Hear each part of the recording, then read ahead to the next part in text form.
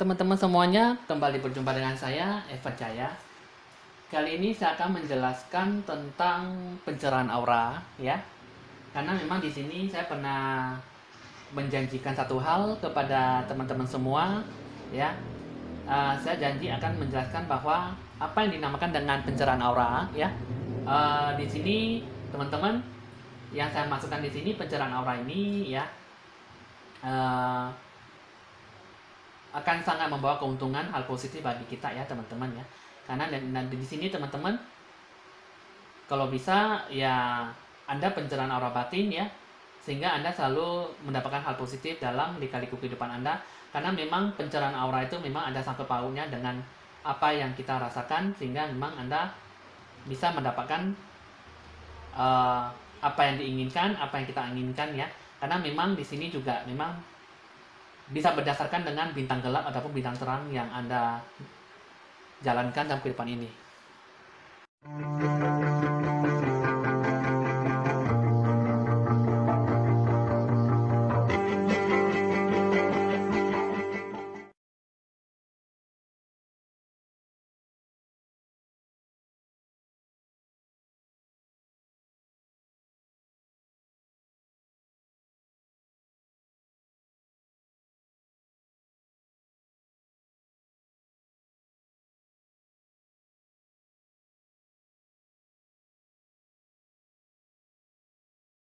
Nah, di sini saya akan menjelaskan bahwa pencerahan aura itu seperti apa ya, teman-teman di sini. Saya akan jelaskan dulu ya. Teman-teman di sini pernah berkata bahwa yang namanya pencerahan aura itu kan uh, satu memang ada, bukan hanya dengan cara mandi kembang ya, tapi di sini juga ada banyak berbagai metode ya teman-teman di sini. Ya memang ya mungkin Anda lebih banyak uh, menafsirkan bahwa mandi bunga kembang itu membawa energi negatif ataupun mendapatkan bisa mengundang hawa-hawa gaib gitu ya teman-teman ya. Nah jadi di sini teman-teman uh, memang di sini banyak ya, seperti banyak orang-orang lain yang mengatakan bahwa pencerahan aura itu bukan hanya dengan cara mandi kembang ya, dengan cara mandi bunga. Tapi di sini teman-teman, ya kalau misalnya Anda punya keberanian ya, Anda tekad berusaha, ya memang selalu ada jalan keluar selain mandi bunga kembang ya. Karena di sini teman-teman, untuk pencerahan aura itu dengan tanpa untuk mandi bunga kembang ya. Kedua, Anda juga bisa mandi air garam kasar ya. Terus juga Anda juga bisa mandi air sungai ya. Air sungai itu yang sangat jernih ya, yang berasal dari air terjun ya. Nah, air terjun ya memang teman-teman di sini bukan mandi air sungai ya, tapi memang air lebih bagusnya, lebih spesifiknya tuh mandi air terjun ya teman-teman. Nah jadi di sini selain juga itu Anda juga bisa mandi air laut ya. Nah jadi di sini teman-teman ada banyak variasi, ada banyak metode-metode yang bisa dilakukan untuk pencerahan aura ya.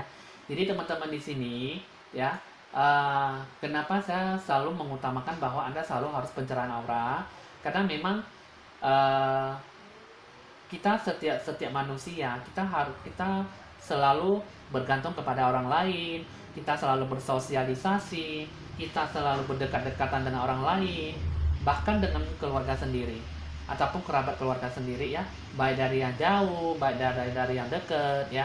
Nah jadi di sini teman-teman ya, banyak teman-teman orang awam yang tidak mengerti yang namanya pencerahan aura ya. Nah bahkan ada orang bertanya bahwa, kok Evan Jaya, setiap saya menonton ramalan video kamu selalu mengajak orang pencerahan aura ini itu.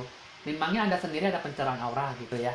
Nah, jadi teman-teman di sini uh, bukan hanya saya aja yang bisa meramal kartu, yang bisa menerawang tuh ya, mengajak Anda itu pencerahan aura ya. Saya juga sendiri juga banyak pencerahan aura. Teman-teman di sini jika memang Anda kurang bisa percaya, Anda boleh bertanya kepada orang-orang yang indigo, orang yang supranatural, spiritual, paranormal, dukun, ya. Itu mereka semua juga ada kebanyakan pencerahan aura ya. Jadi teman-teman di sini bukan hanya orang yang berkemampuan, bukan hanya orang pintar, bukan hanya orang yang berilmu yang uh, tidak pencerahan aura, tapi mereka juga ikut-ikutan pencerahan aura karena supaya aura kita bagus, badan kita juga bagus. Ya, teman-teman. Nah, jadi kalau untuk sebagai manusia, kita setiap hari mandi, kadang ada mandi 2 kali, 3 kali sehari.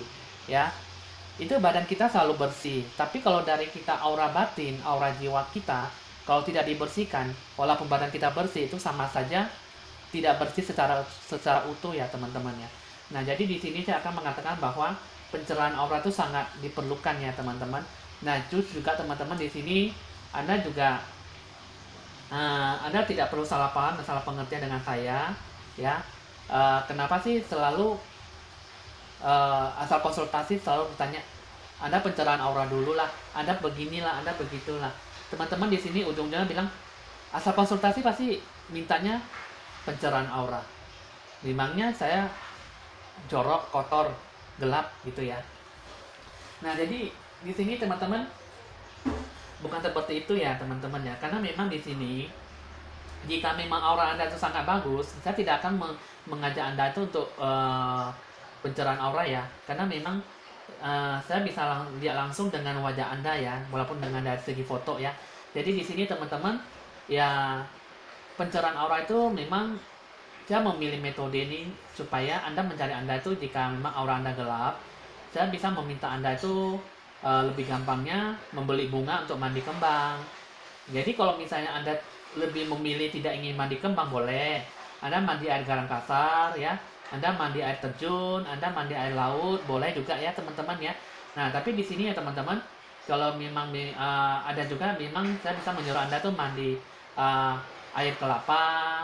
Saya bisa meminta Anda tuh untuk mandi air garam kasar, air beras ya. Nah, itu saya bisa menyuruh Anda, tapi itu semua itu sesuai masalah yang Anda hadapkan, masalah yang Anda hampiri. Jadi karena di sini teman-teman, kenapa metodenya itu saya lebih suka menyuruh Anda tuh membeli bunga kembang karena itu sangat gampang ya. Memang sih di kota-kota terdahulu sih memang tidak banyak yang ada jual bunga ya, memang agak sangat susah apalagi mendapatkan jeruk purut ya. Nah, jadi di sini teman-teman ya, kalau saya sarankan ya lebih gampangnya ya untuk mandi air garam kasar atau enggak untuk mandi bunga kembang ya. Jadi di sini ada juga yang untuk mandi air beras.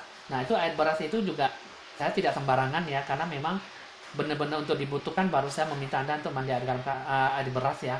Terus juga memang Anda kalau ingin mandi air terjun bisa, tapi memang Anda juga harus punya dikawal guru ya. Anda harus diikuti oleh guru yang supranatural, spiritual ataupun guru paranormal ya.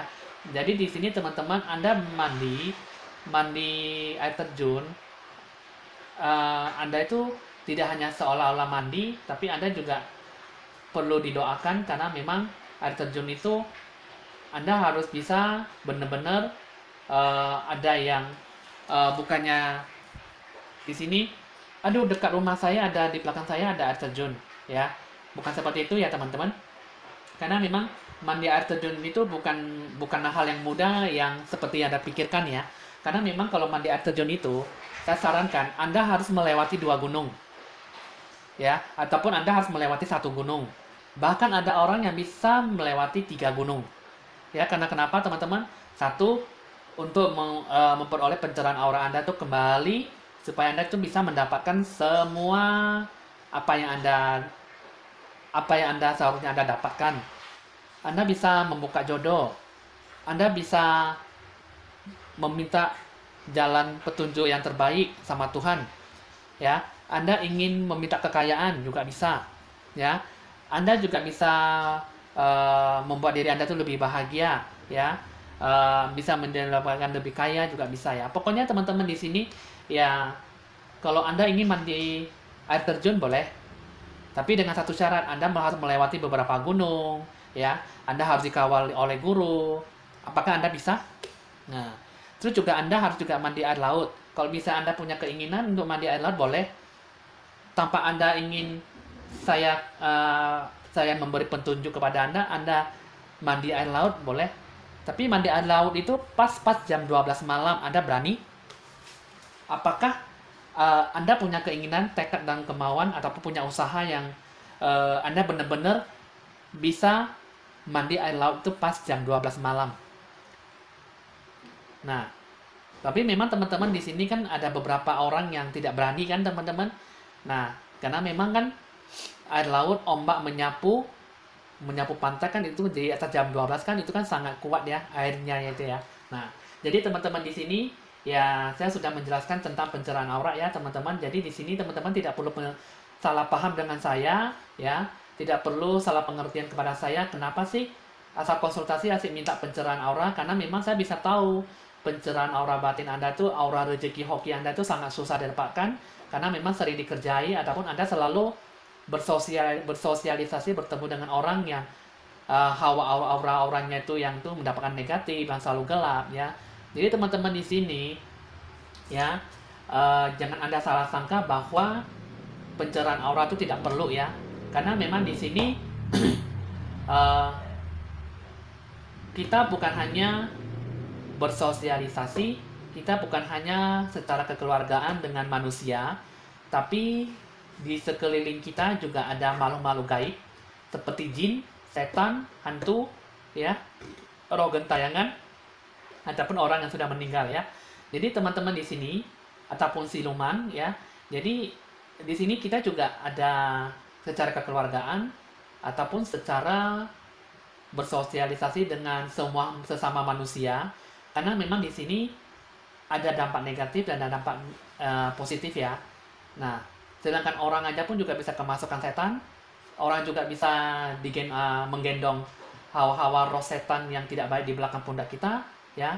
Sikap dan mental, sifat gaya tingkah laku kita juga beda dari sebelumnya ya teman-teman. Nah itulah teman-teman, ada orang bilang kenapa tiba-tiba orangnya tegar kok tiba-tiba kok sukanya nangis ya, tiba-tiba kok orangnya kok pemberani kok jadinya ciut jadi takut ya. Nah jadi di sini teman-teman yang saya jelaskan itulah hawa-hawa negatif ya, hawa positif, hawa negatif itu bercampur mendominasi manusia. Jadi di sini teman-teman ya ada orang bertanya, kira-kira kita pencerahan aura batinnya itu cuma sekali aja kita mandi kembang, habis itu kita aura kita tuh cerah sampai kita mati gitu. Jadi kan, nah jadi sini teman-teman pencerahan aura itu paling cepat 2 minggu sekali kita mandi bunga pencerahan aura. Jika tidak mau mandi bunga, Anda mandi air laut, mandi air terjun boleh, tapi satu syarat, kamu harus dikawal oleh satu guru spiritual yang bisa membantu Anda mendoakan untuk membersihkan aura Anda. Nah, ya. Jadi teman-teman di sini, saya sarankan pencerahan aura itu 2 minggu sekali. Paling lama 1 bulan sekali. Anda tidak mungkin tinggal dalam rumah, tidak bersosialisasi dengan manusia-manusia lainnya, ya kan teman-teman? Nah, ada orang yang tidak tahan untuk selalu tinggal di dalam rumah. Untuk tinggal satu rumah, 1 harian aja pun sangat susah, selalu ingin bepergian. Ya kan teman-teman? Nah, jadi kita selalu bersosialisasi, berjabat tangan, saling berpelukan, ketawa ketiwi, ngomong sana ngomong sini, ya. Kita selalu bertemu dengan orang lain. Kita juga tidak tahu orang yang kita jumpai itu punya aura negatif atau aura-aura yang positif. Nah, kalau misalnya pas kita lagi bertemu dengan orang yang tidak baik, ya, bersifat naas, selalu ketimpa sial. Nanti kita ketemu dengan orang itu, kita juga ikut-ikutan ketimpa sial. Jadi harusnya gimana? Pencerahan aura. Jadi teman-teman di sini ya, katakanlah kita nggak usah, ada orang bilang, aku betah dalam rumah, aku anak rumahan, ya, misalnya begitu. Jadi kalau misalnya kita tinggal dalam rumah, kita tuh ada penghuni, ya, kita itu juga bisa diikuti setan, ya, kita bisa menggendong makhluk halus. Nah itu pun juga kita bisa mendapatkan energi negatif loh. Nah jadi teman-teman di sini jangan salah ya teman-teman. Selain kita bersosialisasi dengan manusia lainnya, kita juga secara kekeluargaan kita juga berdekatan dengan makhluk gaib ya. Setan, jin, makhluk halus, roh setan juga ada semua ya. Apalagi roh yang gantung diri, bunuh diri ya. Nah jadi di sini teman-teman jangan merasa bahwa Anda tuh sudah selalu bersih dengan cara berdoa, sembahyang, sholat, tiap hari baca-baca doa ayat suci. Tapi kalau kita tidak ada pencerahan aura, ya, itu sama saja, teman-teman. Kalau misalnya teman-teman yang saya bilang tuh memang Anda tidak percaya, Anda boleh buktikan, ya. Misalnya Anda selama 1 tahun, Anda selalu bersosialisasi dengan orang lain. Anda banyak partner, Anda banyak teman-teman, banyak kolega, Anda banyak pergaulan, ya. Selama 1 tahun tuh Anda punya banyak teman-teman, bisa lebih dari 50 orang, ya.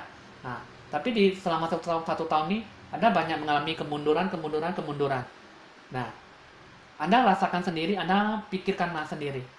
Ataupun Anda bisa menyadarkan diri sendiri terhadap yang sebelum-sebelumnya itu, Anda tuh dulunya tuh bisa mendapatkan hal yang positif, tapi kok sekarang kok aku banyak mengalami kemunduran. Nah itu Anda teman-teman pikirlah sendiri lah ya teman-teman. Jadi apa yang saya bilang ini tidak mengada-ngada ya teman-teman, karena memang pencerahan aura itu adalah hal yang paling penting ya teman-teman. Memang berdoa, sholat, sembahyang, ya, berzikir, itu adalah nomor satu. Tapi yang kedua, kalau aura kita tidak dicerahi, aura terang, apapun tidak akan mendominasi, menghampiri kita hal yang positif ya teman-teman ya. Jadi ingatlah itu satu hal ya teman-teman. Jika Anda tidak percaya dengan omongan saya, Anda boleh bertanya dengan guru-guru spiritual Anda boleh bertanya guru-guru Anda yang lainnya, apakah saya ngomong itu mengada-ngada, atau saya ngomong itu hanya untuk mendapatkan penghasilan, keuntungan dari Anda.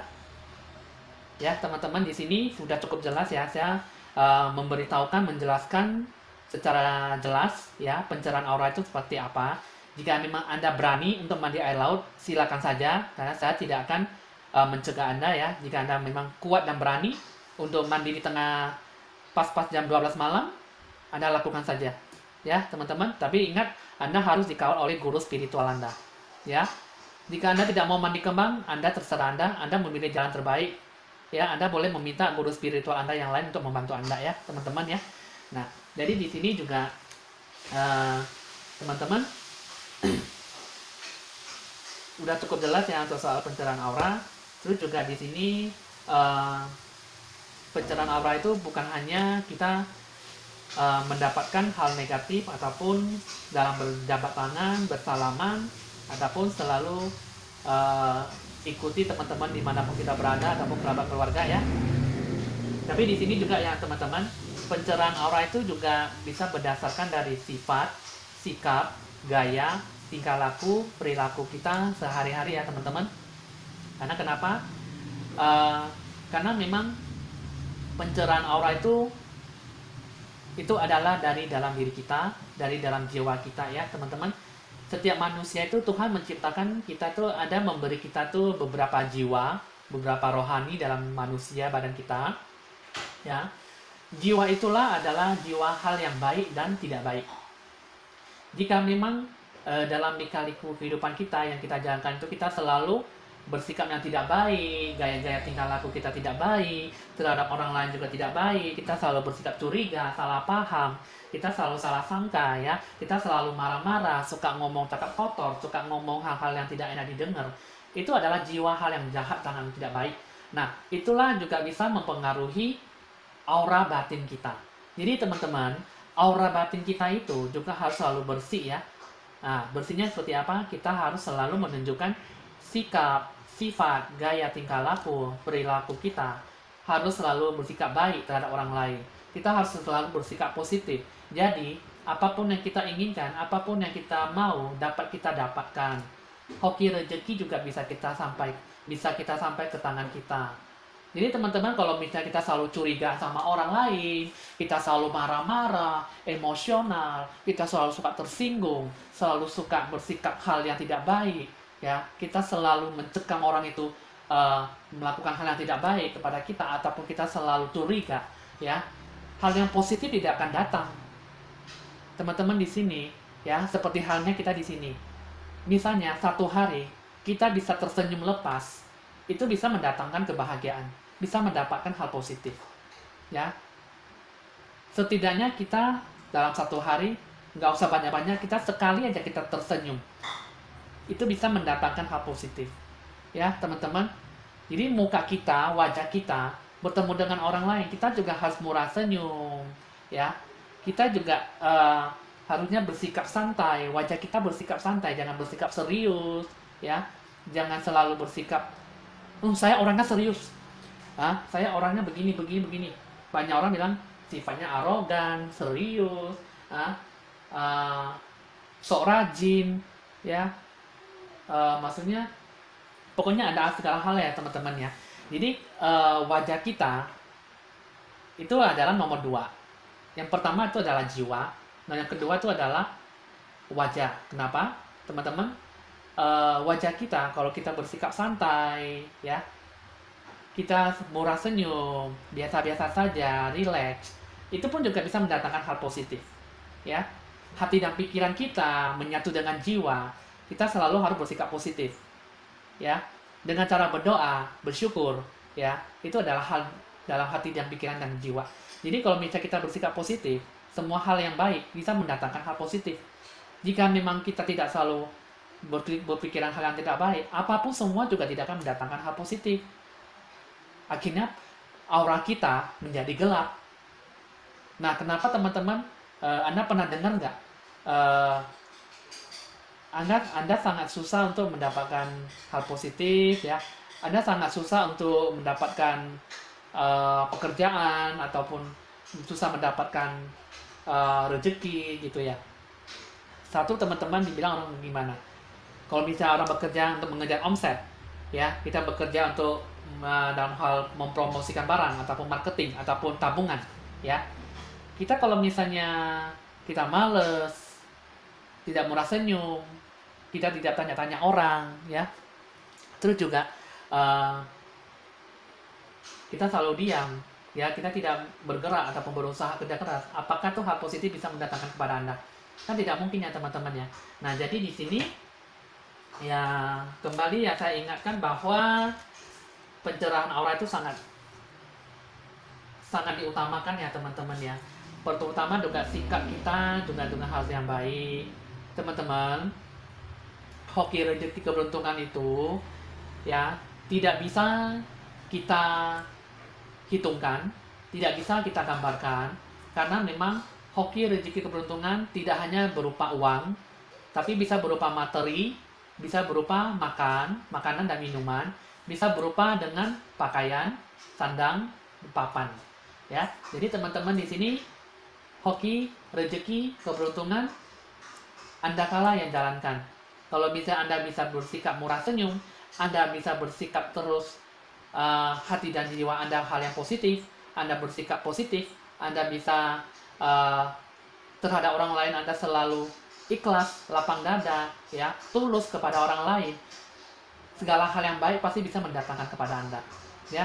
Jadi teman-teman di sini semua kembalilah kepada diri kita sendiri, karena kita sendirilah yang memegang memegang kendali roda kehidupan kita sendiri. Kita mau bersikap baik atau tidak baik, kitalah yang jalankan semuanya itu. Hal yang baik dan positif Anda jalankan, Anda dapatkan dan Anda rasakan. Ya, oke, sampai sini dulu teman-teman untuk penjelasan aura batin. Kiranya Anda tidak perlu salah paham ataupun salah pengertian kepada saya. Jika memang ada pertanyaan kurang dimengerti, boleh ditanyakan kepada saya ataupun ditanyakan ke guru spiritual Anda ya teman-teman. Oke, saya Evan Jaya, terima kasih dan sampai jumpa.